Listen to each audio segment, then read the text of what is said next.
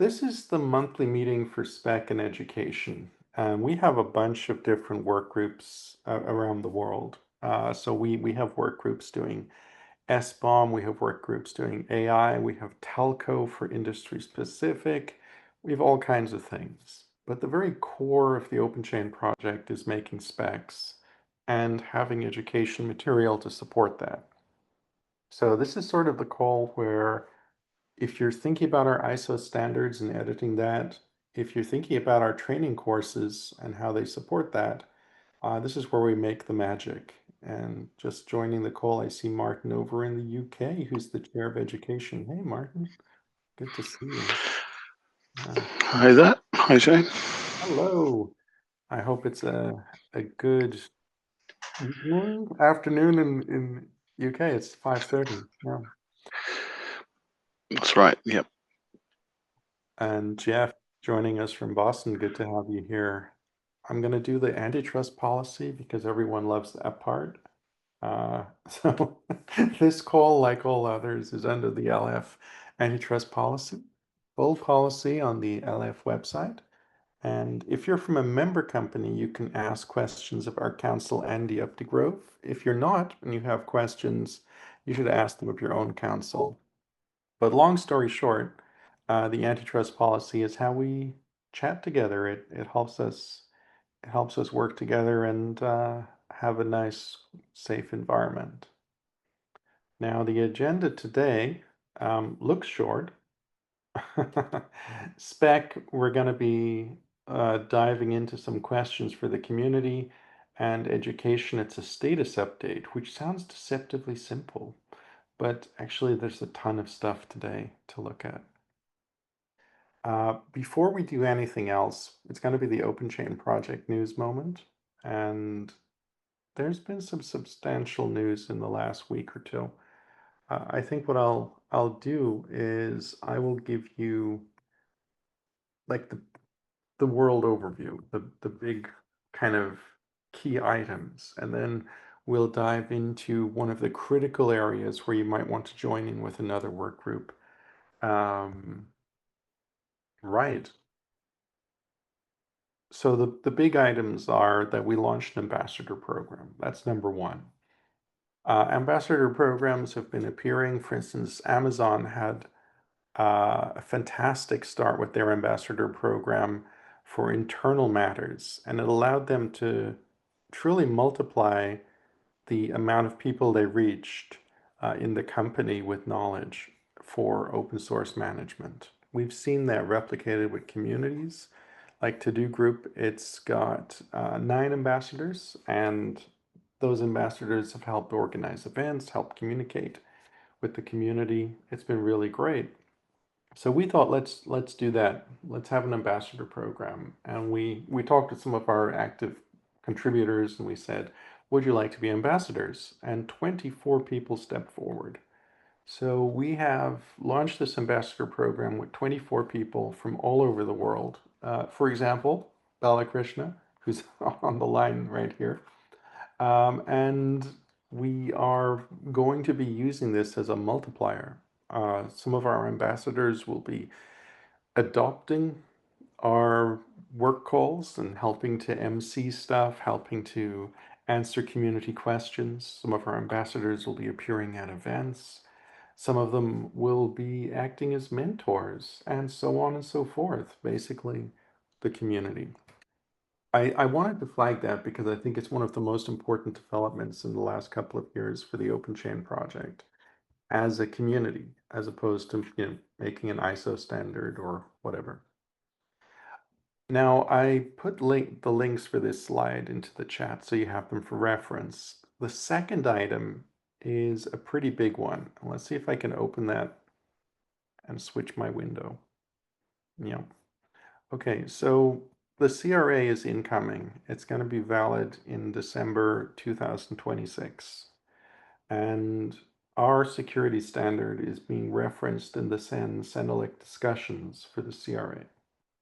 That is thanks to hard work of our community. So we've had SC Lin from Taiwan helping to spearhead that citation. We've had outside help from OSI as they've been part of the Sensenelic discussion.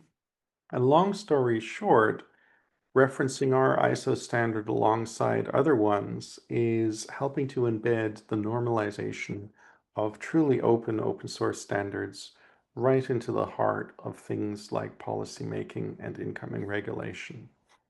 I wanted to flag that because I think it's super cool. It's also super important. It's part of the future. And speaking of the future, the next thing, another hyperlink, I'll open the third thing on the agenda, is that you can check out the latest SBOM workgroup call now online. So the recording is available. And the reason that that's interesting, the reason you should do it, relates to my next slide. The SBOM workgroup is making a quality guide cross-industry. So rather than talking about formats, rather than talking about implementation or technical details per se, it's talking about what is it that I need from my suppliers to meet regulatory requirements. Like, for example, the incoming update to the CISA SBOM guidelines. What specifically do I need in Cyclone or SPDX? How do I make this happen? So the SBOM workgroup is at the cutting edge of really key things. The CRA, when that has requirements, what do I need in the SBOM from my supplier? The CISA update, what do I need? They're mapping this and their guide should be out before end of year. I think that's pretty cool. And I think you should follow that. And if you have bandwidth, do follow the CISA discussion. I noticed that the CISA open source staff seem to currently be on pause due to the US budget issues, but I'm sure that'll be resolved soon and we'll see this updated guidelines. Want to pause here, check if anyone has any questions or comments or ideas. I know we have some domain experts like Jeff. You know this, you know SBOMs inside out. And I was just wondering if you've heard any buzz around the change to the CISA guidelines or whatnot. Oh, sure, definitely. There's been a lot of, I don't know what you want to call it, response and chatter. I know there's various organizations like OWASP, et cetera, who are looking at the new proposed minimal elements and are giving feedback, especially around, I think, things like definitions. It's always these creaky corners about what is a component. Is there just one license or are there multiple licenses? Are we going to use SPDX license expressions, et cetera, to describe what's going on inside of an SBOM? So what's great is I think we're starting to look at these SBOM documents, not just in a vacuum, but the practitioners who have been doing, multiple cycles of receiving an SBOM, responding to it, creating them, et cetera.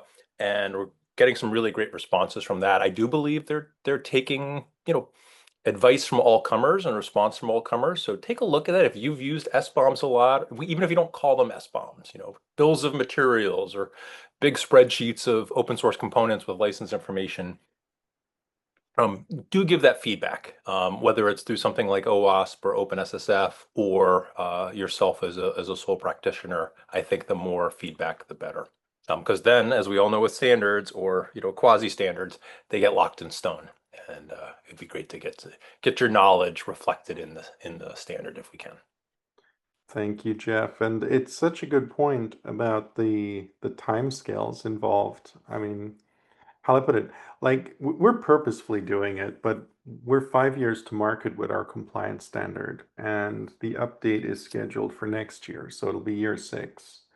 And we're purposefully doing it because we don't want to rock the market. But whether people are purposefully being static or it's just how it's playing out, these things do tend to linger and they do tend to go far.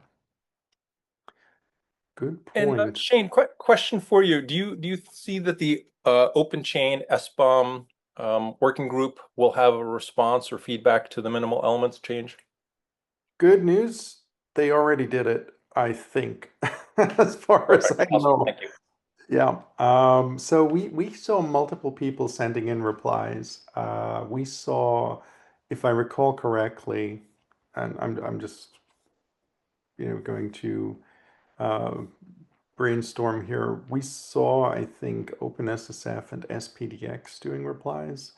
I believe that OWASP, as you said, did one, and I I understand that our SBOM group also did a review of this and had a look at uh, making their reply for the work group, and that was done last week.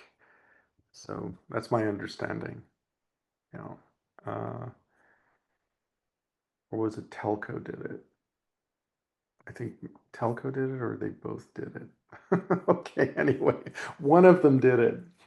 And I understand that one of our big things for us is to redline the differences, but I also understand from our perspective the changes are not super substantial per se. Oh, Chris is here. Chris is the chair of spec, and his hand is up. Over to you. What's up, Chris? Well, I think that that's a brilliant subject, and I'd like to know if there's a way that all of those comments from the SBOM group back to the CISA group would be available for us to look at. I would personally like to go through them because I think that what we really need to do in order to properly socialize our own inputs is to make sure that they're very neutral, that they don't reflect a position of the EU and their new set of regulations or the ones from Taiwan that you just mentioned a few minutes ago.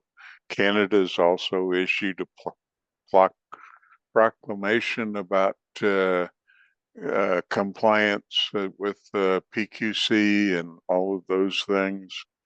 So there's just a whole lot of national regulations coming out, and what I think we need to do if we want to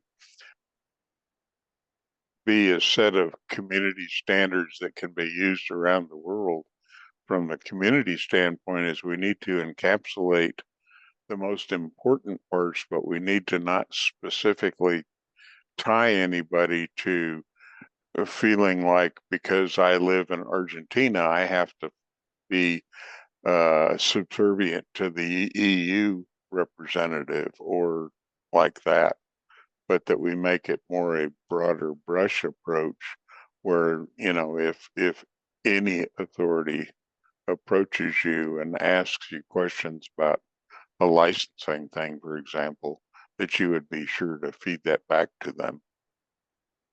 That's such a good point. That's such a good point. And entirely agree. I mean, I do know that if our work groups were throwing in something, their hat in the ring, it would just be about the operational picture. How do we see that? But Mm-hmm. yeah, the big question, which is actually your part, the big question for spec, which I'll dive in to give people the background because we have a bunch of new people. Chris from Lockheed is the chair of the spec group, and he chairs what we do on our two ISO standards. And these ISO standards, let's see, license has been in market for 5 years. Security assurance has been in market for 2 years. And as Chris said, we have discussions to have now about further development. And nail on the head, do we include national and block regulations or not? And Chris kind of gave a spoiler by saying we shouldn't, but that's a discussion that will keep coming up. People will keep asking us, are you going to support what's in the CRA? Are you going to support what's coming out of, for instance, Japan? Are you going to support what's new from CISA? And how do we navigate those questions? Chris, you've done this before. Do you have a good framing for how we reply to people on these topics? Yeah, I think that we really need to consider all of the inputs from all of the different uh, organizations or political bodies within countries that are issuing these things that affect their populations. Right. And we need to find a way of seeing how common that is across all of the community, and then see if there's a way that we can articulate that in a way that's not going to offend people, because they don't want to feel like they're being subservient to the US, or they're being subservient to the EU, or whatever. And I think if we can keep it as neutral as we can while still including everybody's requirements, and maybe we could figure out a way to notate them and say, this probably mostly affects suppliers in the EU, but if you are buying things through the supply chain from the EU, you need to be aware that they are having to comply with this, this, and this. We just need to really think about what we're going to do, rather than rush out and say, oh yeah, they just said you got to do this, and so we're going to put it in there. The other thing that I noticed when we get back to talking about SPDX and other things in the SBOMs, is that directly affects licensing, because back when SPDX came out and they started using the signing information to validate that the license was valid, the people who were working on the GNU Foundation on all things GNU within the kernel and within the operating system itself were starting to use those numbers instead of any references, which makes it extremely difficult for a user to say, I'm being compliant with the license, when the license says that a copy of this must be included in the software, because just including that number does not include all that other information unless you translate that information and go and get a copy of the license and pull it up in front of you and read it. My opinion. And I'm not a lawyer, so did I Yeah. do good, Mary? I agree there are some licenses that do say you have to have a copy of the license text included. But I've noticed that in practice, they're somewhat forgiving of that, depending on the circumstance. But yeah, Yeah. that's right. That's true, but if you want to say 100% I'm in compliance, you can't really say it. And the difficulty with just using the SPDX reference number from the signing, the hash is not the way that you can convey that information to the users of the software, because they don't have any sense of what that is unless they sit down and go back and work backwards from that number back to the license, and then pull the license back up and read it and say, oh, I've got to comply with this too. That's an That interesting was point. my point. Yeah. If you see an MIT, a BSD, or one of the Creative Commons Zero licenses, you can know that what they say. But when it comes to some of the more complex licenses, like the GPL or the AGPL or any of the variants of that license, or the Apache license, they're just too complicated for you to remember everything without actually looking at the license. Well, speak for yourself, Chris. I'm kidding. There are a lot of licenses. But I said, hey, speak for yourself. I have all these memorized, but it's yeah, I understand your point. I think what you threw me off by saying hash. I think you meant the license identifier. Is that what you mean? Yes. Okay. Yeah, so that is not, you're right, that's not literally compliant with a lot of licenses. It's true. But some people are adopting that as a practice. Not me, but some people. Yep. I I guess have to keep Thanks. saying over and over again, An SBOM is not a license disclosure. It's not a license notice file. Sometimes it Yes, can be, but correct. it is for different purposes. And notices files, attribution files, and SBOMs are all required and they rhyme, but they are for different purposes. That's true. But when we first started this journey out 20 years ago, an SBOM was only for the purpose of licenses. There was no other purpose for it.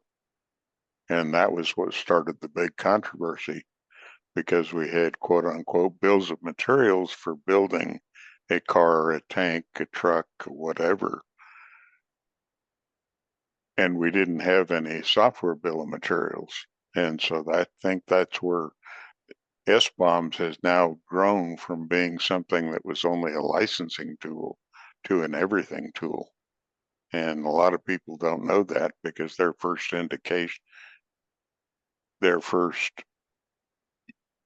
introduction to SBOMs was in the big blow up of it's an everything. It's a V bomb, it's a C bomb, it's a S bomb. Yeah, I I'm remember. I'm going from the antique perspective, I guess. No, I'm also coming from the antique one, and I remember a presentation by Motorola people at a LF legal event years back, Rocket and John Ellis, and they were proposing a software bill of materials for open source at the time, and it was early. I mean, it was like 2008, 2009. And at that moment in the room, very few people got it. So it was so early in those days, and it barely was getting to the let's have a license SBOM. Yeah. Yeah, I had to invent a whole process for our company back then and a tool to generate those things. So I know exactly what they do from that perspective. And the customer was amazed and didn't want them at first. And then they started asking if they could please have one, and then they started demanding them. So it's come a long way in the last 20 years. I suppose Chris has really hit on an interesting point, which is unintended consequences. If we do something, it might ripple through the market, and this applies to everyone, including other projects. And I saw Rob is here from Finos. Hey Rob, good to have you. They do awesome stuff in fintech, and the volume of reference material and analysis is insane. We're going to have a look at some of their stuff in a minute, but to Chris's point, unintended consequences, scope creep, regional specialization. I've stolen material here from Grob over at OpenSSF. Stolen. I borrowed, uh, and it's a summary. It's a summary that OpenSSF has on CRA's steward obligations, right? So this is the open source orgs like LF or anyone with a legal entity dealing with a open source project. And these obligations are going to be a big deal because a lot of companies will be saying, okay, so we have an open source steward. They're going to have to do X, Y, and Z. On the corporate side, we know that we're doing ABC, but what about the stewards with X, Y, Z? What about that part of our supply chain? And inevitably, we can feel it. People are going to come to us and say, hey, will OpenChain include stewards obligations in the security standard or what? And Chris, I think this hits on your point of how do we politely say nope, or to be more accurate, give us time and we're going to map the world and find out what the commonalities are. Do you think we should message it that way and just tell people, look, we're going to see what all of the regional standards and regulations are, and we're going to see what the commonalities are, and whether it makes sense for us to reference the commonalities? Might that be a way to politely capture this?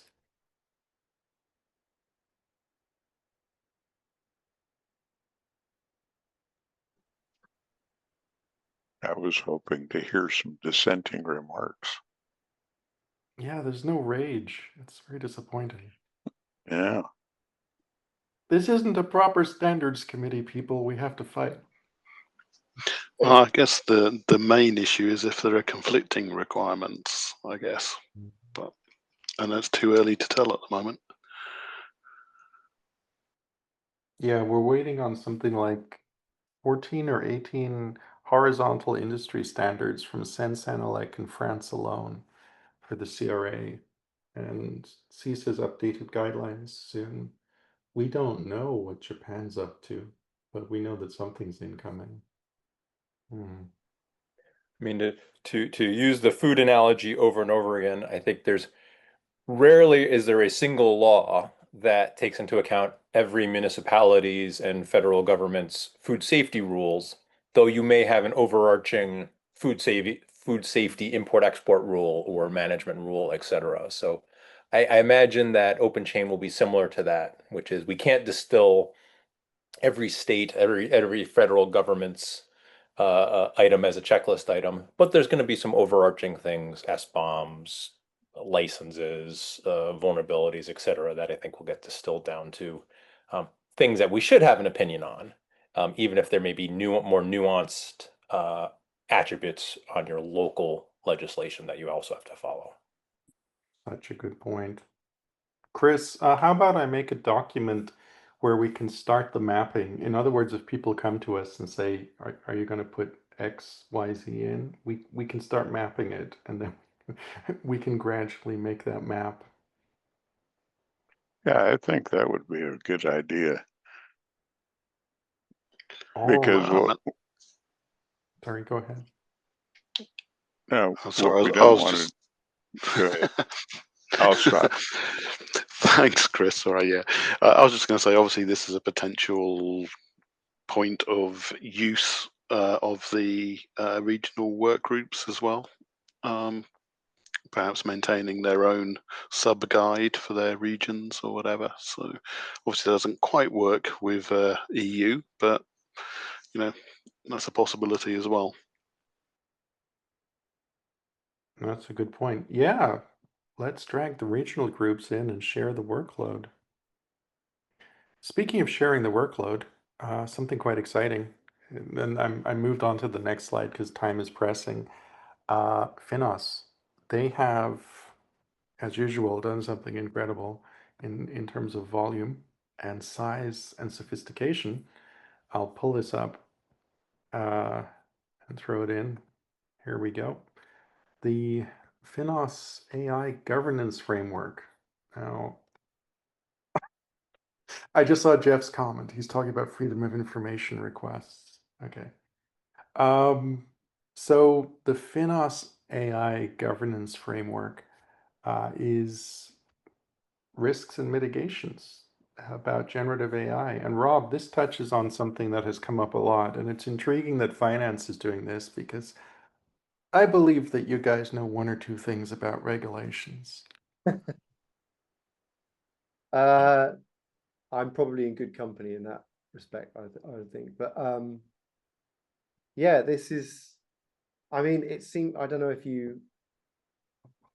if anyone else is into this space, but every man and his dog is publishing risk frameworks about AI at the moment. But nevertheless, this is the finance industry view. I guess it's fair to say that there's a whole bunch of different Finos member firms that have helped bring this to life and contribute to it. And we published this in version 1.0 in the summer, and it's been extremely well received. We kind of almost we've seen kind of like an ecosystem being built up around this now. It's really interesting that it seems like there are lots of consultancies and lots of banks that really just wanted a sort of a baseline to aim at, and this is providing the thing they need. So we're seeing other companies like trying to implement architectures built on this, or trying to implement like governance processes out the back of this, or like certification programs, or like checklists. all kinds of things. And actually in Finos, we're trying to implement service level controls based on this as a sort of a higher level catalog. But as Shane says, I mean, it is a risk framework, right? So it talks about the risks and it talks about the mitigations for those risks. And it tries as far as possible to link those back to sort of higher level sources, I guess you call them, like OWASP. So it's like a matrix of risks and mitigations there. It links it back to, if you just scroll down a bit on the right hand side there, Shane, you can see Yep. how which acts it links back to, and how it applies to existing regulations. So obviously, one of the problems that we have in finance is that, I mean, lots of firms operate in lots of different jurisdictions, and it's kind of hard to know which, at any given moment, what regulations you should be following. And so this is kind of trying to draw a line and say, this is what we're going to do across the world, with the expectation that at some point new regulation will come along, and hopefully we can point to this and say we're already doing something. That's the idea anyway. It's phenomenal. And I know that, speaking informally, there's the discussion of, could this become a standard, right? What would it look like to turn something like this into an ISO standard, which is sort of where we come in. And what I want to do, everyone, this is totally informal, right? We're just looking at this framework that has been released by Finos that has this remarkable traction, and we know how that goes. A guide that works well can potentially become a spec, which can potentially become an ISO standard. And for reference, I mean, we're no, that's the wrong link. Let me put the right link in. We're playing in this space as well because we are looking at AI, but we're looking at a very different question to AI. What we've closed the comment period on, and we'll be publishing on the 20th of October, is a process management guide for system bill of materials around AI compliance in the supply chain. In other words, where we're playing is on the level of what do I need to ask my suppliers for key compliance matters around AI in the supply chain. And it's very high level. It's like our license standard or our security stuff. It's talking about way up at the procurement level, where this is going into a lot of detail about implementation. So what we're looking at is very complementary work here. And the question is, how can something incredibly sophisticated like this framework become a standard? And it seems, Chris, I'm going to ask a question of you. It seems like it might be looking at something like contributing factors and looking at mitigations. The key change between having a framework like this and a standard is reformatting the thought process into the problem and mapping each problem to a specific solution and having the rationale for that solution. And I just wanted to show our guide as, now this isn't a standard, this is a guide, but it uses the same format, right? Competence. It's explaining the problem domain. It's explaining the verification materials. In other words, what you need to do. And then it explains the rationale. So it's sort of a reformatting of the core data might be the key to making a standard. Chris, I just wanted to check. Do you think that's a fair way of describing how specs can be formed out of frameworks or other material? Yeah, I know in the big ISO publishing houses, if you want to call them that, around the world, that they each have a template that they use that start off with the introduction and the scope, and then they have definitions of commonly used terms and acronyms, and then they start working into it just like you're showing there. Right. Yep. Our guides, just like our standards, basically take the ISO approach and try to use it so that people familiar with reading one can read the other. Right. And Guys are no strangers to writing, you know, ISO standards, right? I know you've got two. Well, yep, at the count I was aware of, but this looks like you're writing a third one. Is that right? this is in the form of a guide, so we're not making this a spec yet, but it's in a very similar format. So how I put it, there's like 3 levels of fidelity. Level 1, it's a guide, and it's that therefore it's very much non-prescriptive. It's saying, here's some good ideas, and you might take them or you might not. Then you have a spec, which is saying, look, the industry is coalescing around these good ideas, now saying you're likely to see them. You're likely to see them. They might appear in procurement contracts and whatnot. It's a spec. And then Fidelity 3, ISO standard. Now you're Yeah. looking at a very formal thing. So this is a guide which will be released on October 20th, but the format and structure is using the same basic format and structure that ISO uses, because that means that if you read our standards, you can immediately read our guides. It's just market positioning is different. And of course, we can throw more boilerplate and other material into a guide and appendices because we're not firm and hard restricted. But yeah, 3 level of fidelity: guide, spec, standard. Can one transition to another? Sure. Security started as a guide and went into spec and went into standard. Do they have to transition? No. Largely depends on market, and also depends on a judgment call by our board, whether we want another standard, whether it would be appropriate and helpful, or increased tension. So yeah, we've got 2 ISO standards and we have 2 major guides incoming. This one and SBOM quality. Yeah, okay. I mean, I am aware that Gab was talking about standardization in a meeting. So Gabrielle Columbro, the executive director of Finos. And so this is obviously something that we are kicking around. I guess we should probably be coming to you guys as Yeah. Linux experts on this. That'll be a really good idea, I think. You've been through this a few times. I'm sure you've got some good war stories. You could probably write a risk framework on writing standards. That was a joke. Yeah, Immediate. that brings a good thought to mind. Well, I don't know, it may not be a good thought. It was a thought on doing these things as not as a specification but as a guide. How do you interleave them so that each one isn't duplicative of all the others?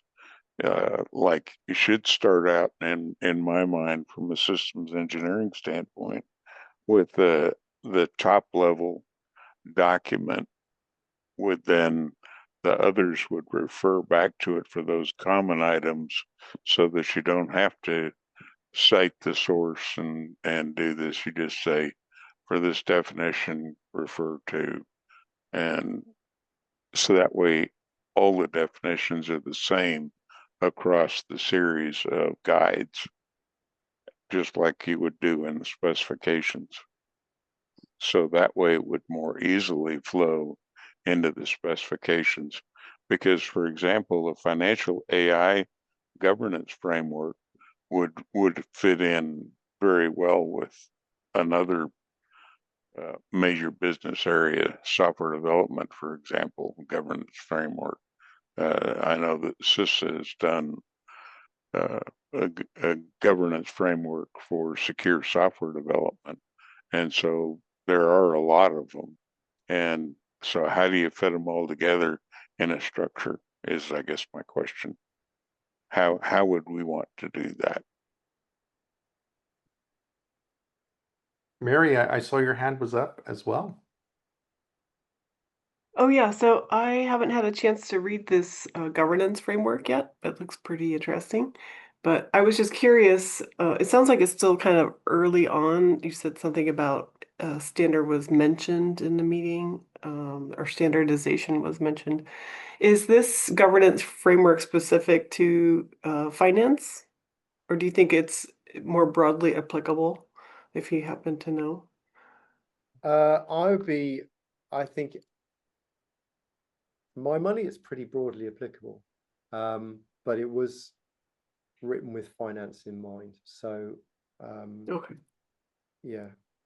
So, I and do you, couldn't oh, see sorry, go ahead. repurpose this, I'd have thought, for other like regulated industries, probably. Hmm. And is there a request yet, or is this just an idea that we would propose our collaboration, or is it a formal Oh, request for collaboration, or what's this? totally informal. Totally informal. Hmm. It's just like, hey, look, we've got this stuff. Let's chat. Okay, thank you. And And Mary, if you're interested in, I actually, Microsoft are members of Finos already, and I Hmm. have a couple of contacts there that that we work with, and who are like the Finos representatives at Microsoft. So I don't know if you want to join some meetings or something to talk about this, that with them. Oh, that's great. And this is a sort of bizarre request, but could you connect me with the the Yeah, company's so big it'll be impossible for me to find them. If you could send me that's their what I'm names, trying I to could. say. Yeah. Thank you. Give me great email address, and I'll link you up. Fantastic. I'll drop my email address in the chat. Thank you. Thank you. and kind of almost wrapping up this section of the sharing. It's really cool that Finos is looking at this, and because we've had a similar journey, there's notes for us to share. And one quick example is we made this telco guide for SBOM quality for telco, but it was broadly applicable, and suddenly everyone was like, "We love it. Can we all use it?" type of thing. And it was called a telco guide, and it was already implemented in companies like Nokia. So they said, we want to keep the name. We've already put this in policy. So we started thinking, what do we do? And how do we do explicit cross-industry? And that's where the SBOM work group and their cross-industry guide evolved. So that journey is something we've done, and we're very happy to talk to you. But I also wanted to flag our experience is on the table and available. But there's also a formal route, and we use them. My link. There we go. Joint Development Foundation is how we turn something into an ISO standard. And ultimately, we have experience in how we've done it, and we can tell you that, but your mechanism is Joint Development Foundation if you go there, right? So we can shoot the breeze and give all the experience, but that's one project to another, and JDF is the mechanism, and they have all of the kind of standard in the box and whatnot.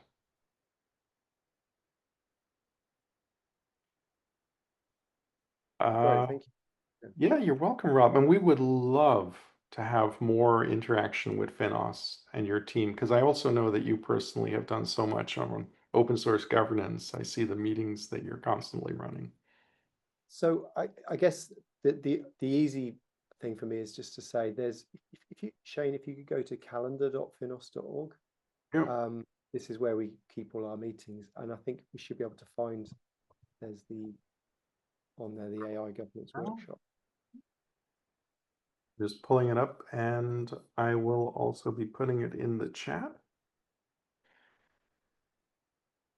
1 million meetings a month. That's even more than us.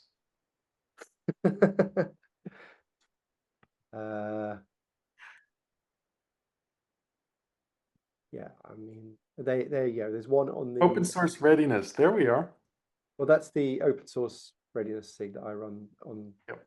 open source governance. But if you look on the 8th, there was a meeting today on the AI governance framework. Excellent. And there's probably another one. Yeah, I can't see it, but if we share that link, yeah, there you go. 29.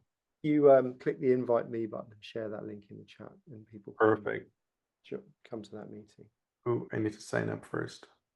Okay. So people can easily find it, Finos calendar. It's on the 29th. Oh, 22nd is the next one, actually. Or is it weekly? No. Yeah. Oh, AI readiness. Okay. 15th. There you go. Weekly. 15th, 22nd, 29th, you can hop in. Wednesday, yeah. Probably won't be on the 22nd, actually. That's the Finos OSFF conference. So we probably won't be doing that one. But yeah, we'll go around on the 15th. And one ask back from us, Rob, could we have a presentation someday about the open source readiness SIG and the work you've done? Yeah, absolutely. Happy to come along and talk about it. Yeah. We'll coordinate that. Okay, we have used a lot of time, and poor Martin over in education has done a lot of work, and we have to give him some room. Martin, education work group. What have you been up to? I was thinking it's probably late enough for me today, almost as much as you. So, so yeah, just a couple of things to quickly run through. So there was the update to the example policy template, which I went through in the last call anyway. So that's been, sorry, actually I didn't. I should be talking about something else. Sorry. That's a minor update to the text. That first item is talking about here. I'm not sure, Shane, whether it's easier for you to share or for me. I can share it. So this is issue Okay. 1 through 2, right? All right. Yeah, I'll share that right now. I had to join using the web interface, so I have no idea how it works or if it works. Yep. Here we go.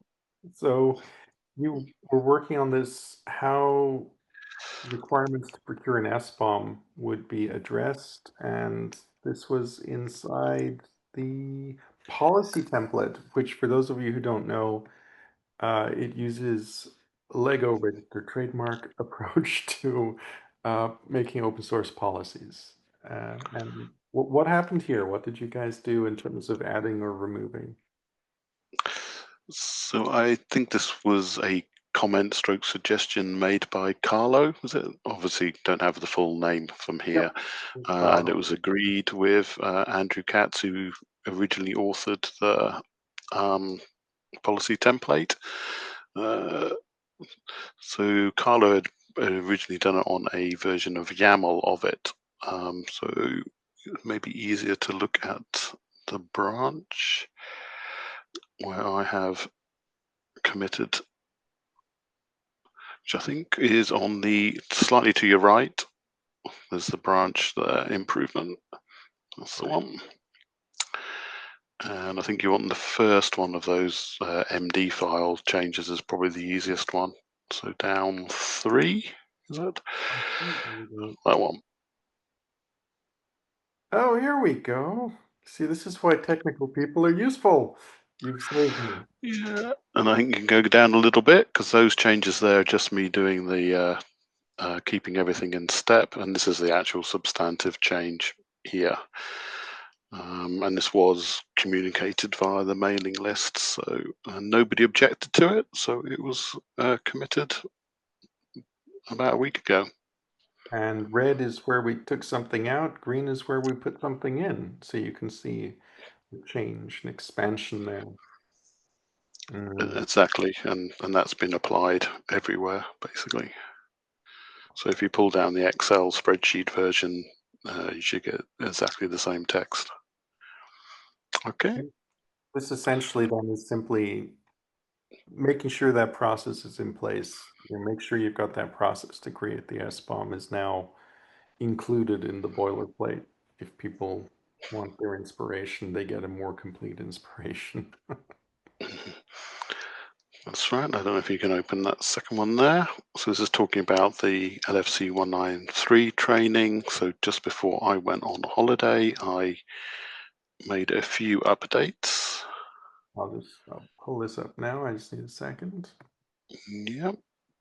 By the way, Martin, did you succeed in walking around for 5 days? Yes, I have my second Camino de Santiago Compostela or certificate for completing 100+ kilometers of pilgrimage. Oh my goodness. So, well, you see straight away that I've added the read-to-me file here. And it's basically part of the reason that I've added the README is to mention the fact that the diagrams that are in the Markdown file is actually coming from some PowerPoint, and there's like several different formats of it basically. And the main changes I've made are in Chapter 4 in these diagrams, which are about to come up. Yep. They So if are you go about to down, come up.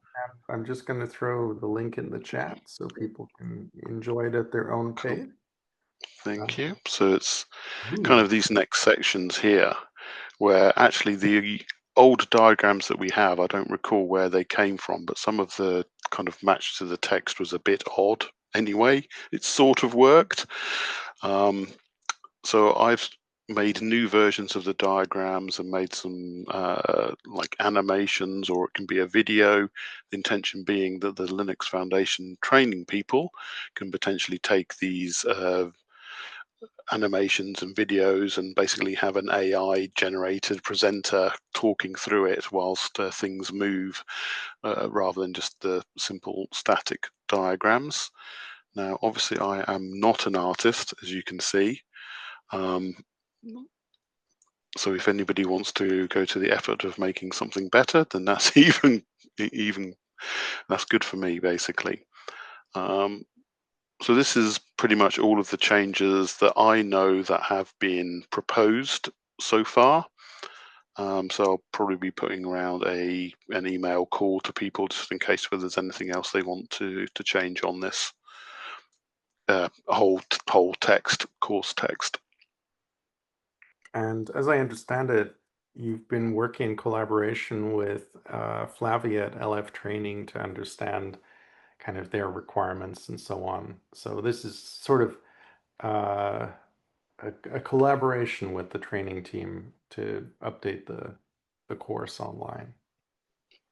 Yeah, I think that may become a bit of a cycle thing of we start with this content, discuss more with Linux Foundation, see what they come up with, and perhaps that will then come back into here as being as nicer content anyway. So we'll go around that loop. And then we do have some new people on the call, so I'll just flag that what we're talking about in essence is that there are free training courses available through the Linux Foundation. Just push this one here. Here's LFC 193. So Daisy, I don't want to plan my career. Go away.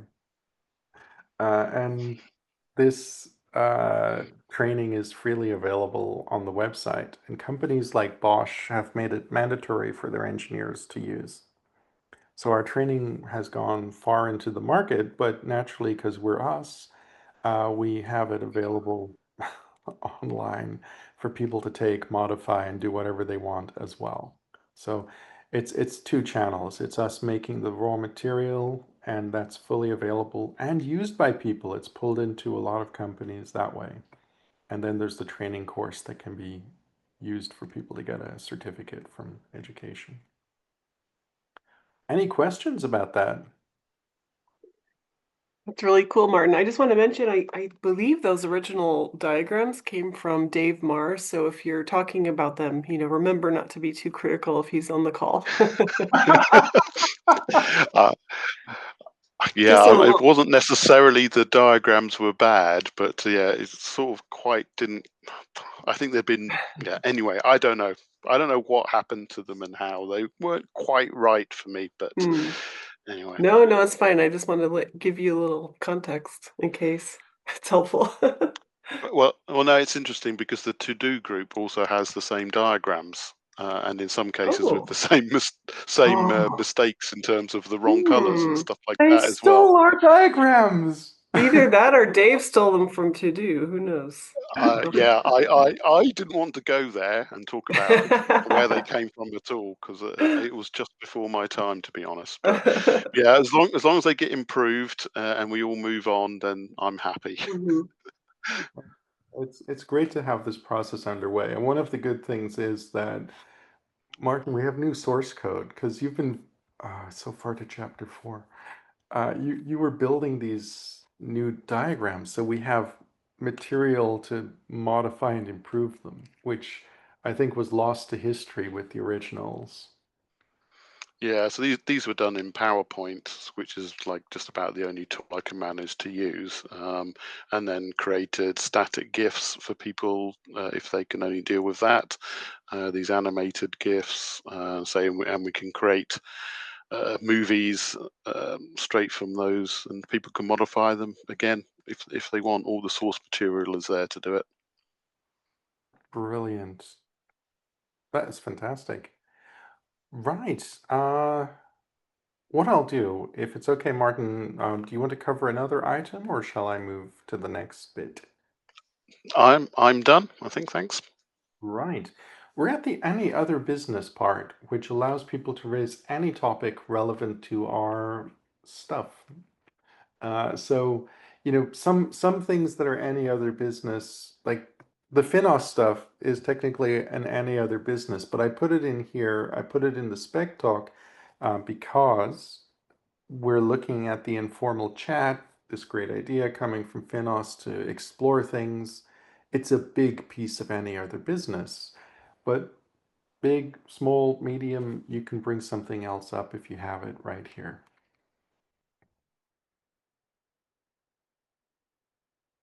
All right. I'm guessing that's a no. In which case, all I can say is thank you so much to everyone who's been part of this meeting. We had some interesting things.